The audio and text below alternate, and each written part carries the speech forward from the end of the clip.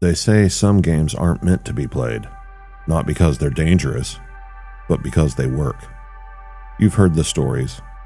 Whispering a name into a mirror until the glass answers back. Fingers resting on a wooden planchet that moves on its own. A shadow waiting in the darkness of a moonlit field. These aren't board games. They're invitations. And the wrong invitation can bring you face to face with something that doesn't want to leave. We're pulling back the veil on the rituals you should never try, from the man in the field to Bloody Mary and the Ouija board. This is Planet Fear, and some legends aren't just stories, they're warnings.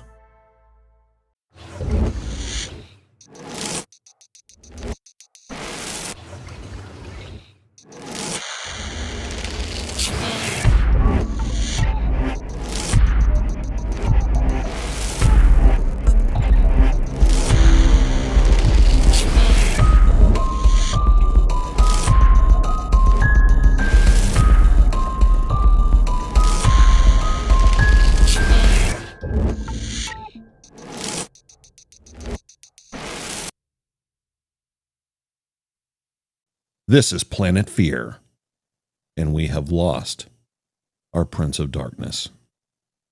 Ozzy out, man, after all these years. What do you think about that? Do you think he lasted longer than expected? I would have thought all the ants that he snorted would have gotten to him by now, but I guess not. Like, that was one of the most crazy stories I've ever heard about a rock and roller, was the snorting of the ants. The biting the head off a bat. No. After I read the facts behind that one, I was like, oh, I get it. I can understand that one. But snorting up a line of ants, that one I don't get. That was with Motley Crue, wasn't it? Yeah, that was part of that whole. That was in the Motley Crue movie. That story was around before. I never watched the Motley Crue movie. Oh, well, that's where I learned about the snorting of the ants. I've heard that for like damn near 30 years. Are you trying to be an ant snorting elitist on me right now? No, I'm just a fan of metal music. Best metal band of all time? If you're going to call it metal, yeah, I do not necessarily think they are the best metal band out there, but for what they did for metal, you have to have the band with metal in their name. So I'd have to go with Metallica for putting metal mainstream. Now, Ozzy is the father of heavy metal, but Metallica for me is the band that made metal what it is today. Okay. I will accept that answer. To start off this episode, we're going to talk about a crazy thing found in California, believe it or not.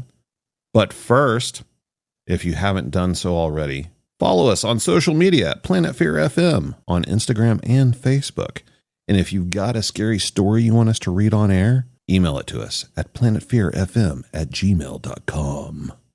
But the stuff out in California, I looked into it, and it was actually fairly recent. So this is a new thing that I've never heard of, but I wonder if it's going to start a trend like some of the other things that seem to kick off.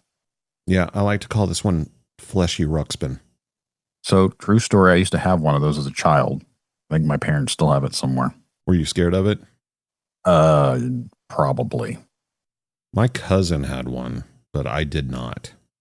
I always wanted a My Buddy doll, but I never had one. I also wanted the monster. You remember the monster thing? Yeah. What was that called? My Pet Monster. Okay, I always wanted one of those too, and I never had it either. Well, I think they're going to re-release them. I think there's somebody working on that. So you might get your chance after all. I was always a big fan of Mad Balls. I don't remember them. They were just these like little rubber balls, but they were shaped like the heads of gross monsters, basically. You remember Garbage Pail Kids? Of course. They made a movie about that. I've wanted to watch it, but I never have. It sucks, but the costumes, because back then everything was practical effects, are terrifying. I read something recently and they compared it to Killer Clowns from Outer Space. Killer Clowns from Outer Space is way better. I have that, and I've been wanting to introduce it to some people, but I know how they are and they will not watch it. I like to bring the fear to people. But this California stuff, it's a little more, if it was actually what it was supposed to be, it'd be a lot more creepier to me. Well, yeah, that would make it much more creepy. So what we're talking about on Sunday, July 13th, 2025, at approximately 12:07 p.m., deputies from the Victorville Police Department responded to a suspicious circumstances call at the AM/PM gas station on Bear Valley Road. Callers indicated a teddy bear made of what looked like human flesh was left in front of the business.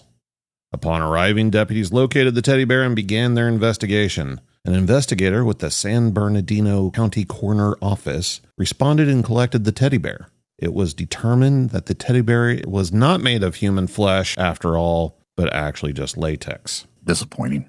I mean, okay, sure. So yeah, this guy basically bought this teddy bear off of an Etsy site that looked like it was constructed from human skin, and I guess just left it on the ground outside this gas station to try and be funny. But people freaked out. People actually saw this thing and thought it was legit, thought it was real, thought some serial killer had left their teddy bear laying at the gas station, and started blowing up the police department, 911. It really doesn't surprise me, though, with people, especially with the way social media and the mobility of phones and everything today, everyone sees something and it goes viral. Yeah. So the cops, responded to the call and treated it like what they thought it was, a crime scene, potential homicide happening, roped it all off and everything, called in the coroners to investigate, the whole nine, confiscated the bear, took it back to the lab, confirmed that it was not real.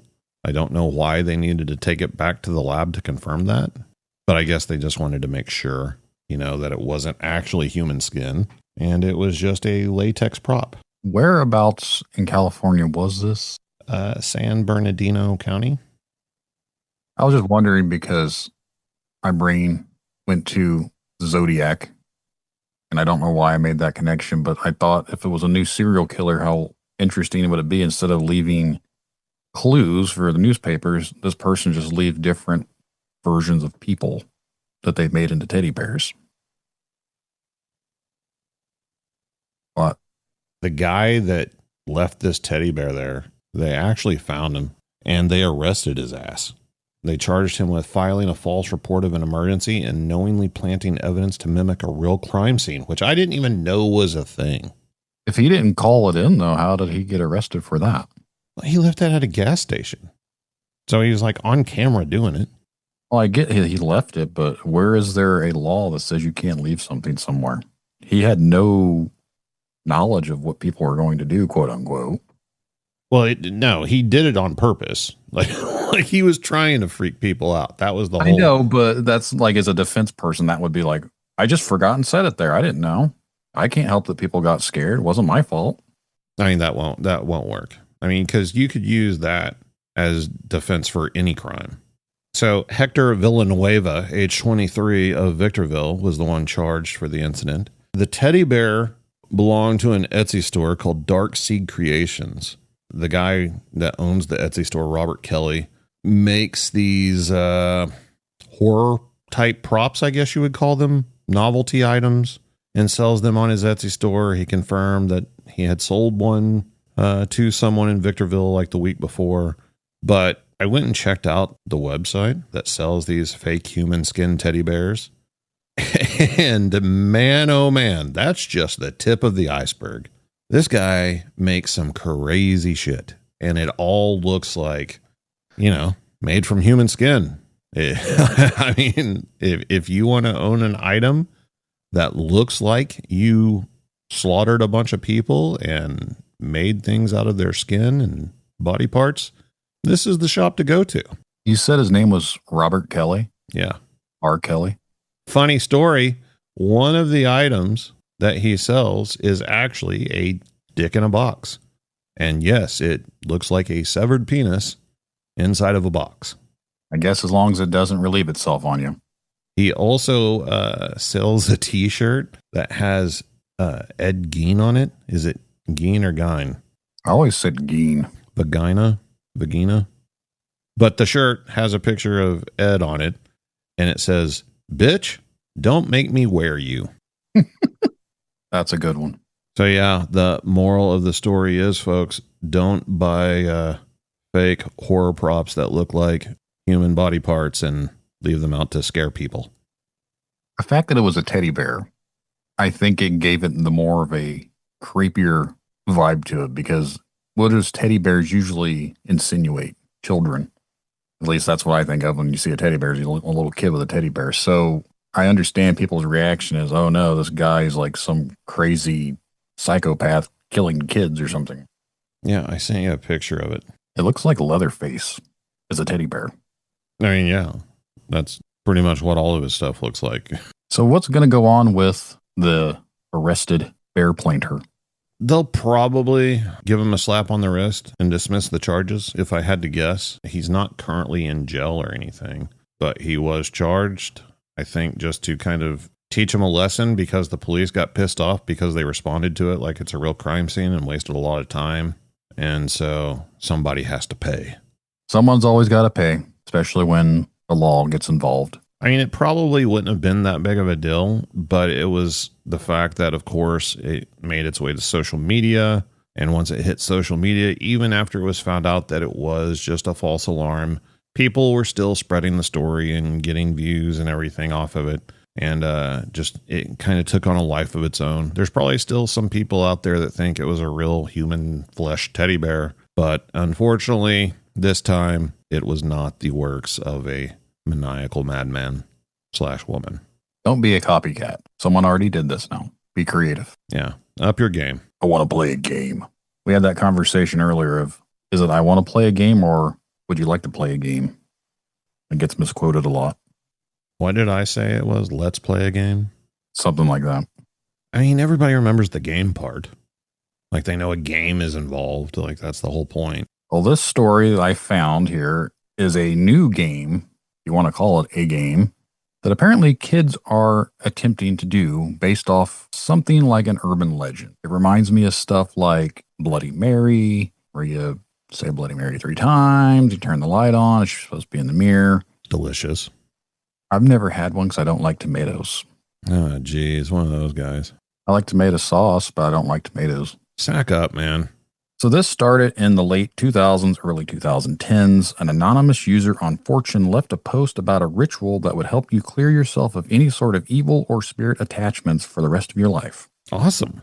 I don't know what type of evil or spirit attachments I would have that I have to do this ritual, but you never know, I guess. So this is for like people who think that some sort of evil entity is oppressing their lives. I would guess. I don't know. I don't understand why younger people are doing it. Because it's posted on 4chan. Well, it's taken a life of its own since then. That was just the original post. The only thing about this is if you didn't complete the ritual, then you would die. Okay. So we're all in other words. You play this game and it's a life or death scenario because you could be free of spirits and evil or you're screwed and you're dead. And you said it's a one-time cures all. So you only do it once. Mm-hmm. And if it works, which, you know, if it doesn't work, who cares? But if it works, then you don't have to worry about being possessed or having, you know, demonic entities in your house or anything ever again. Yes, that is how I've taken it. With many of these stories, a lot of people around this time were writing all sorts of weird horror stories. This one was called The Man in the Fields, and this is the actual ritual part of it. But as with many stories that popped up online during this time, it got lumped into a creepypasta category. Basically, from there, it kind of took a life of its own. Like, if you're not familiar what a creepypasta is, it's basically just a modern age urban legend created online for people. They write stories about Slender Man, the Rake. Anyways, people post up these scary stories, and most of them are believed to be fiction, but several have gone on to spawn off real life sightings. And just like most of these stories, there are several variations. This one, we're going to focus on the ritual aspect to it because it has changed over time to where they've made it easier to survive. There's different names, there's different rules, but the central theme of the whole game is the same. Like, you have to do the ritual and survive the whole night to be rid of evil and spiritual possessions or anything for the rest of your life. If you don't, you die. Seems like a pretty big gamble. As the legend goes, you have to wait until dusk. You walk outside and you say, "The man in the field is coming." Should you be doing this right now? I got thinking. I'm inside, so I'm not outside, and But it's don't not. you like live next to a field, literally? Yes, I do. You should do it for the sake of the podcast and let us know what happens. If this is the last episode that ever gets aired, and then I guess we know I didn't complete the ritual. I mean, I'll just go on without you. It's fine. You go inside and wait. You must check every room, closet, behind the curtains, in the cabinets, any place where this person or man or whatever could be hiding. Once you've searched everywhere, you're supposed to return to your living room and shut off all the lights in the house. And then you sit in total darkness and silence and you just wait. Wait for this man to show up. If you start to hear footsteps and you start hearing doors opening, cabinet doors shutting or opening, most likely means he's already in your house. And if you happen to actually see him moving, the description is kind of a shadowy looking figure, but if you see him moving, you have to keep constant eye contact with him. So I don't know if that means if you don't see him, do you keep your eyes closed the whole time or you have to keep them open? But basically, if you see him, you can't stop looking at him. If you take your eyes off of him and look back, he'll be gone because he's right up on you and you're dead. So that is pretty much the gist of the rules. Basically, you invite something in, and this dark spirit or man or whatever it's supposed to be comes in there. But if you see it, you have to keep staring at it. So what happens to the people that don't see it? Yeah, I don't know. Are there people that claim to have done the ritual? Yeah. And did they see something? Oh, we'll get to that here in a second. Basically, you have to be able to keep away from him until dawn. But the rules say you can't hide, you can't run, and you have to keep eye contact with him. How do you stay away from him? How are you supposed to keep away from something that you can't move from? You can't hide from. You have to stay there and wait for it to come get you, but you can't let it come get you. Like, it contradicts itself. It doesn't make any sort of sense. So I understand why they've changed the rules for these other versions. Some of the other games now, you're allowed to hide and stay away from him, but he will continue to hunt for you and look for you. This original one, you had to stay there and just look at him. But there's been online posting now of people doing this. And the people that have attempted it, they claim they've experienced weird shit happening to them. Basically, they claim they've heard the footsteps, they've heard the things moving around. And there's been a few people that claim they have actually seen him. The fact that they're online posting about it, I'm going to guess they didn't die, but maybe it's their spirit. We don't know. Maybe they get moved into the ether of the internet and forever now make posts to try and lure more people into it, like The Ring. What do they say he looks like? It says that he is a shadowy figure. It's dark, wispy looking, not like smoke, but you can still see like its shape and everything, but you can't actually make out any actual features other than it's just like a black shadowy person coming for you. Why it has anything to do with a field, if it's already in your house, where he comes from, what it is, was never explained. I didn't dive into all the other variations of it. I just stayed with the original one because I thought it was weird that people actually were trying this out. And the fact that people claim that they've had these experiences, to me, it just sounds more like a creepypasta. People are running with it.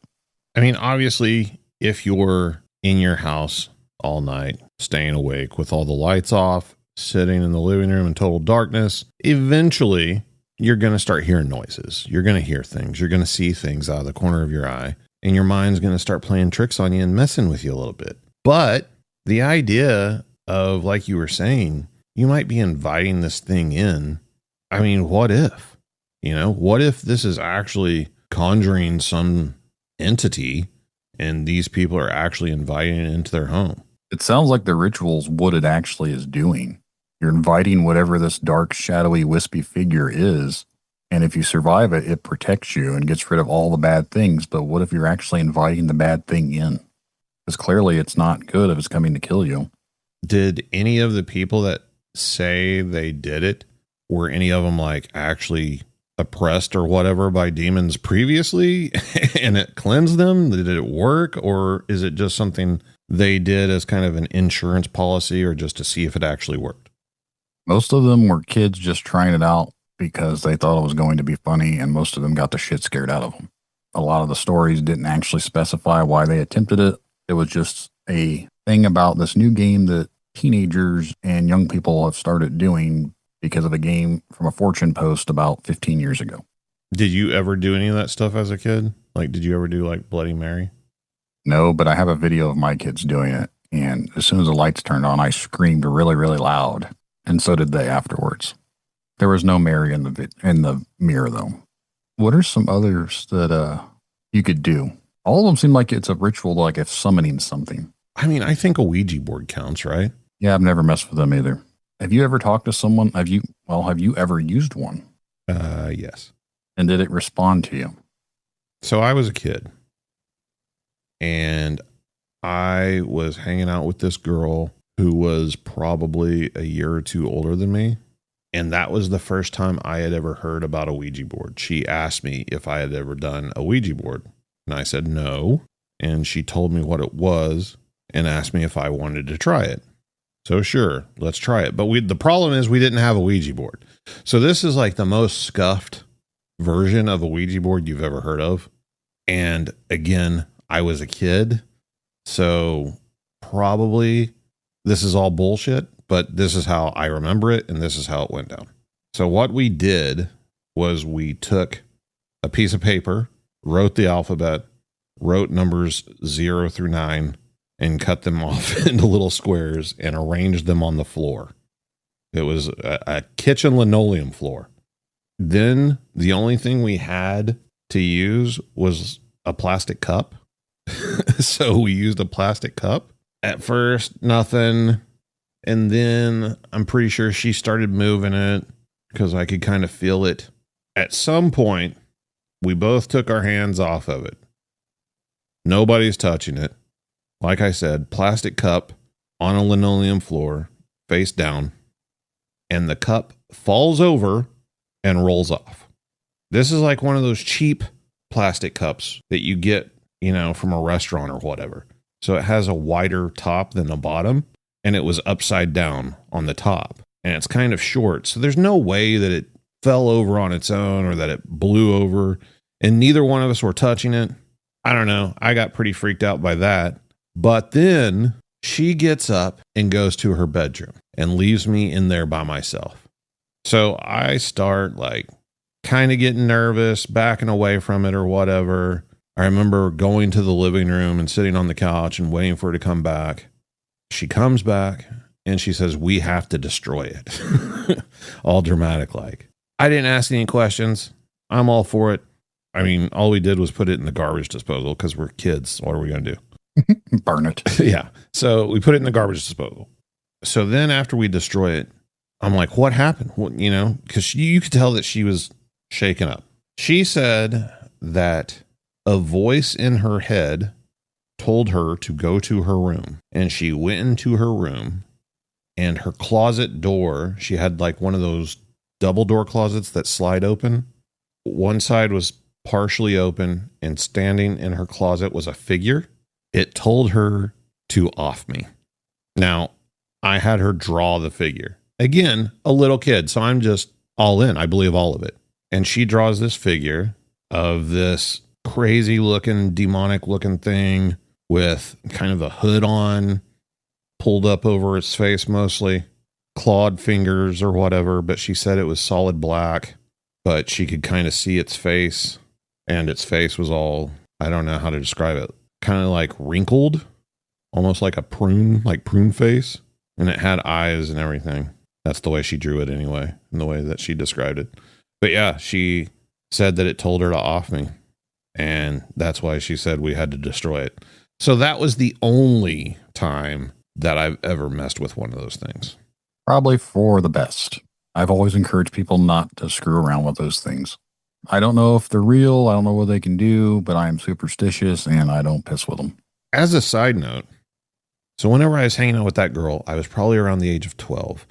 And it was a situation where her father had a place where we had a place up at the lake. So I was only there on the weekends and during the summer. She was only there during the summer. I don't think her dad had custody of her. I don't really know what the situation was, but she wasn't there all the time. She was just there sometimes, and she was the only other kid to play with. So that's how it ended up happening.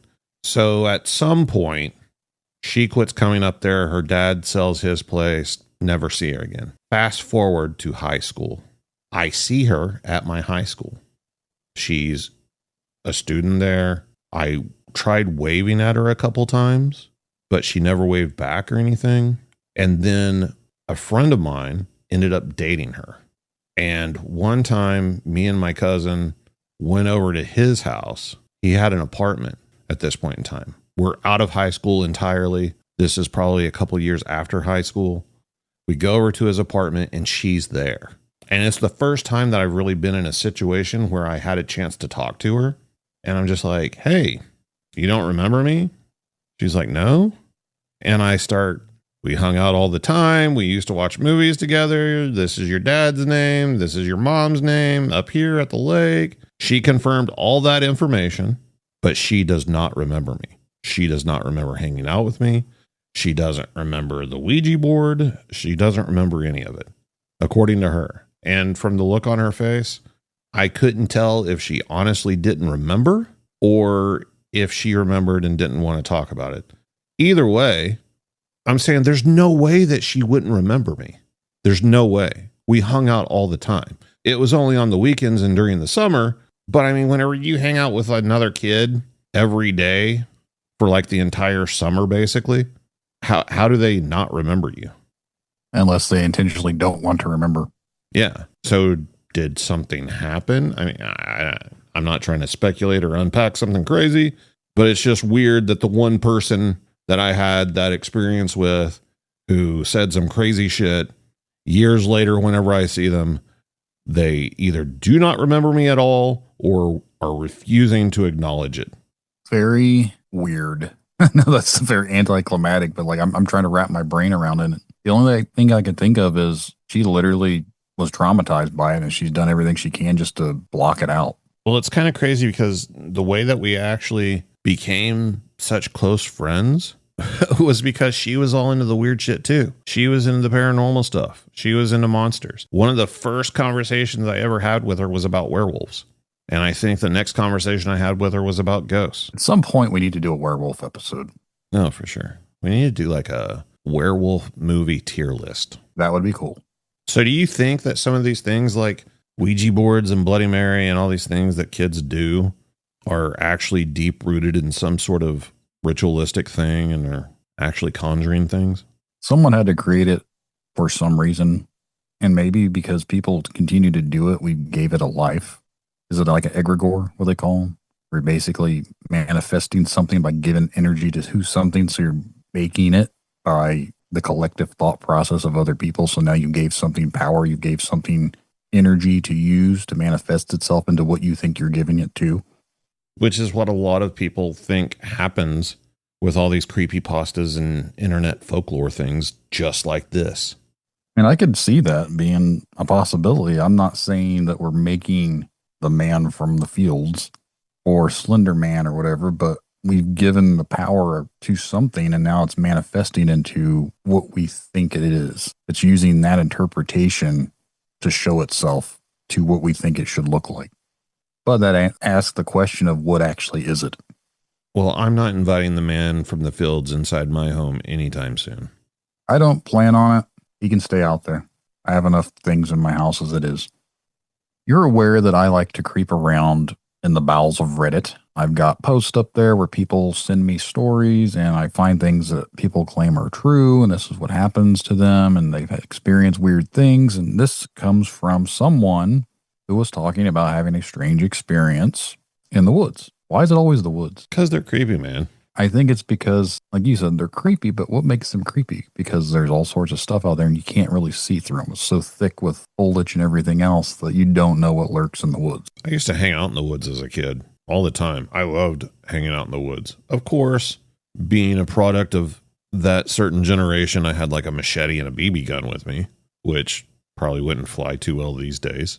But it was fun for me until it got dark or everything went quiet. Then it wasn't so fun.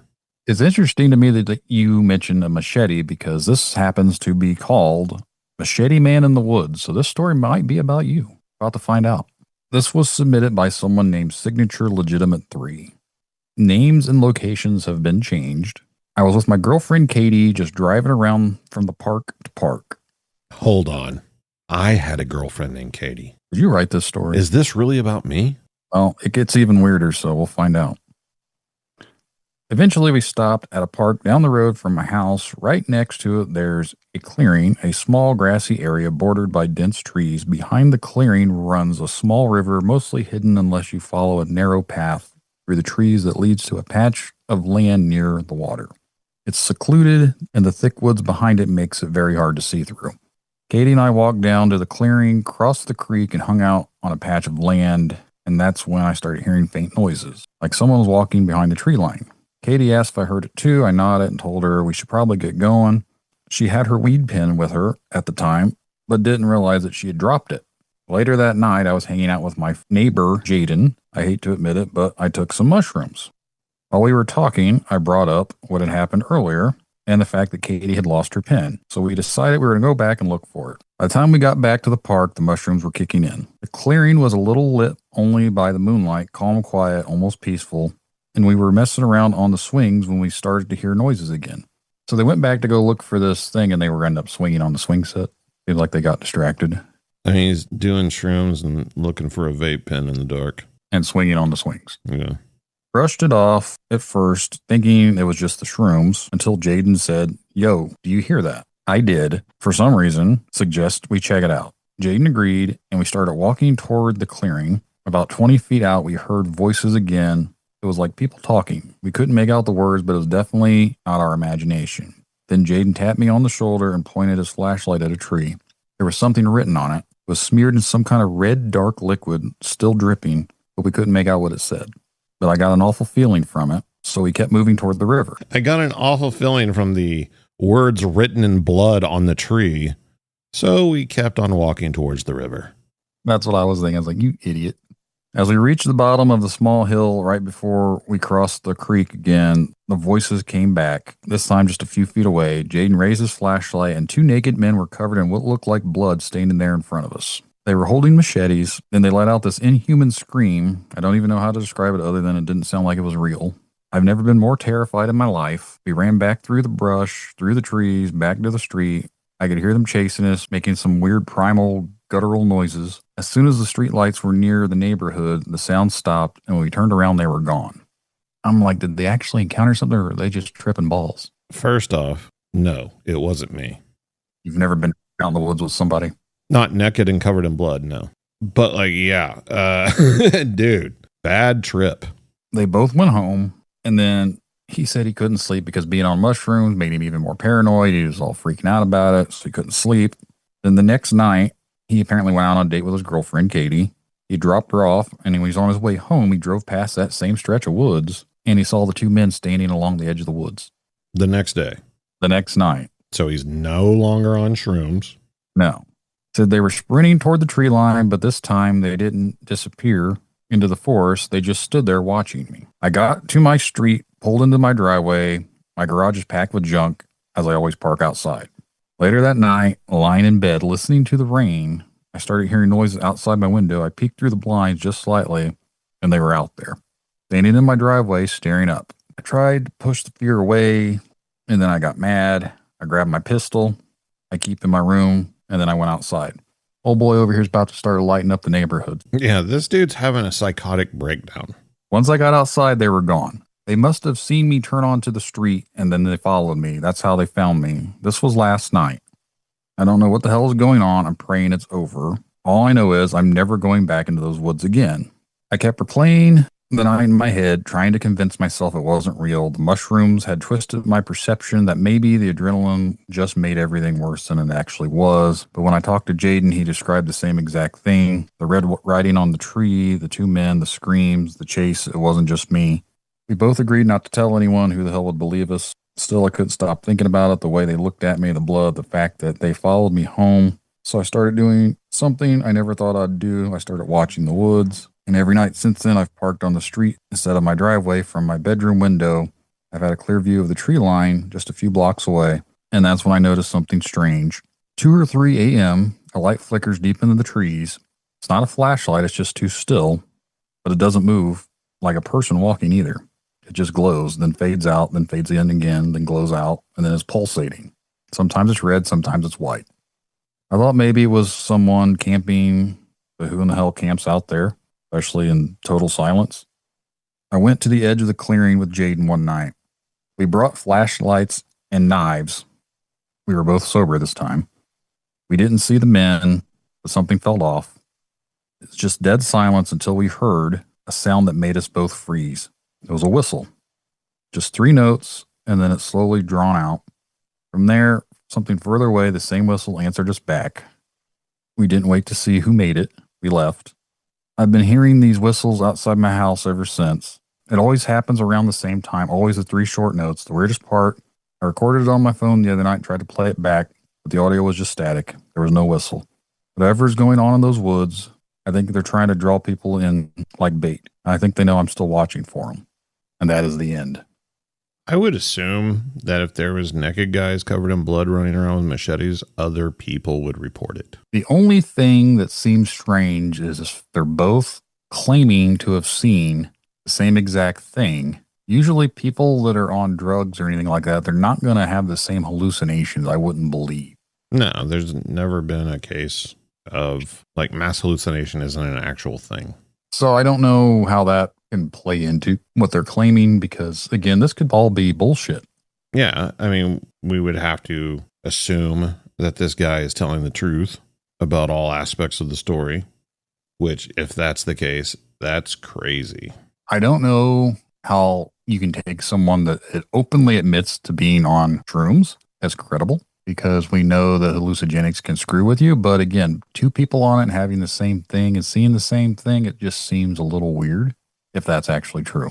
Now, the part that he mentioned with his girlfriend, she heard stuff, but she was never there and she never saw the people. It was just him and his neighbor, unless he doesn't have a neighbor and he's just having a really bad trip. But that is where the last update from him ended. So I don't know if he still watches the woods at night, if he's still having psychological issues with 2 naked men standing in his driveway, or if there's really 2 naked men just covered in blood standing in his driveway looking out his window. I know there's tons of folklore about whistling in the woods and how not to respond to it. Like you never respond to whistling in the woods. Basically, if anything even remotely sounds like it's trying to lure you into the woods, ignore it and go home. When you hear a baby crying, you hear someone yelling help, your primal instinct is you want to go in there. But if you talk to anyone that's lived in the wooded areas or the mountains or anything, you hear whistling, you hear screaming, you hear crying, you don't go looking for it. Which most humans, that is the one thing, like especially like a child or someone yelling for help, what's the first thing someone's going to do? They're going to have to go look. So if something out there is actually doing that, it knows how to lure people in. But what is it luring it in for? Like, what are we going out there and what's going to happen? It almost comes back to the whole inviting things in, like the man in the field. I don't know the lore of Slender Man, but don't they have to summon him too? I don't know. I've never looked into it because I always knew it wasn't real, but I know they've had like some girls that almost killed a girl over it. Lessons for today. Don't do ritualistic stuff. Don't answer the call of the wild out in the woods if it's whistling for you. And for whatever God's reasoning out there, if you're doing mushrooms and you see 2 naked men covered in blood, just leave them be. Yeah, that's it.